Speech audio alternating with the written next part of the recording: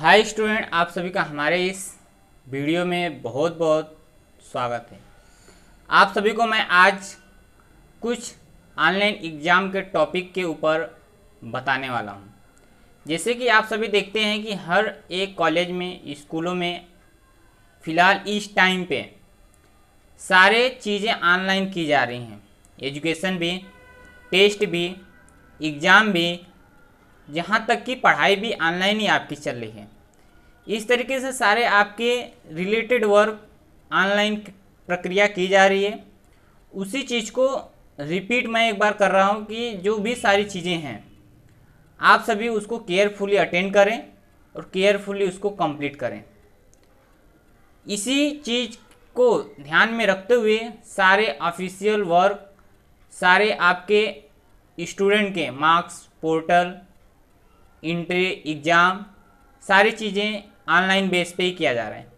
तो इन सारी चीज़ों को, जो भी सारे एग्ज़ाम लिए जाएंगे आपके ऑनलाइन होंगे और उसी ऑनलाइन के दौरान आप सभी को ऑनलाइन मार्क्स भी बताया जाएगा।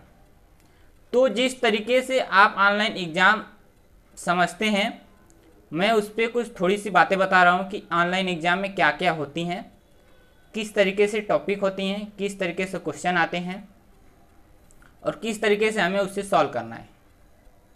सपोज आपको सिंपल सा एक हिंदी का पेपर हो या मैथ का पेपर हो या ज्योग्राफी का पेपर हो या किसी भी एनी सब्जेक्ट का, तो आपको सबसे पहले केयरफुली आपको अपना डिटेल फिल करना है। डिटेल फिल करने के बाद ही आप सेकंड पेज पे जाएं, जिससे कि आपको आगे आने वाली पेपर में आपको किसी भी प्रकार का समस्या न हो। नहीं तो क्या होता है कि आगे आप अपना डिटेल फिल कर देंगे, पीछे अपना क्वेश्चन पेपर सॉल्व कर देंगे, आगे का आपका डिटेल रह जाएगा। तो इस तरीके से क्या होता है कि जब आप लास्ट में जब आप सबमिट पेपर करने जाएंगे तो आपका पेपर सबमिट नहीं हो पाता है और आपका टाइम आउट हो जाता है, तो आप उस परीक्षा से वंचित रह जाएंगे। इस तरीके से आपके जो पेपर हैं केयरफुली जितना हो सके उतना आप उसको प्रिपरेशन से करें। अब आपको बता दूं कि पेपर किस टाइप से आते हैं।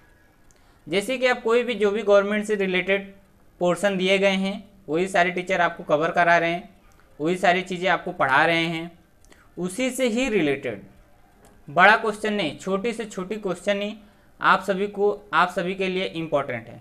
उन्हीं सारी चीज़ों से ही आप सभी का रिवीजन करवाया जा रहा है और उसी सारी टॉपिक पे आपको सारे शब्दों से सारे क्वेश्चन आंसर दिए जाएंगे। जैसे कि एक क्वेश्चन दिया है, उसके 4 ऑप्शन रहेंगे, उसमें से आपको कोई एक टिक करना है। पहले क्या होता था कि जब हम रिटन एग्जाम देते थे तो हम बड़े से बड़े क्वेश्चन भी याद करते थे, एक वाक्य के भी आंसर इसमें लिखते थे, लेकिन यहाँ पे सिर्फ आपको एक वाक्य में ही आंसर मिलेगा, वो भी आपको लिखना नहीं है, टिक करना है। इस तरीके से जब आप टिक करते हैं तो आपका वहाँ पे मार्किंग आ जाता है।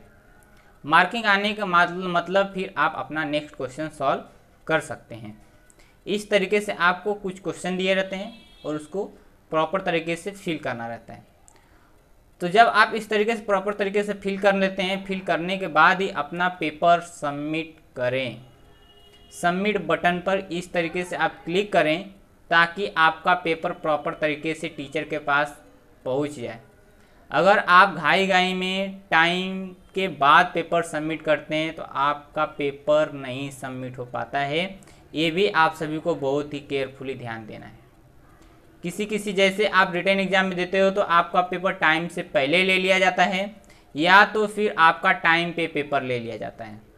अगर टाइम से 1 मिनट भी बाद आपका पेपर नहीं लेते हैं।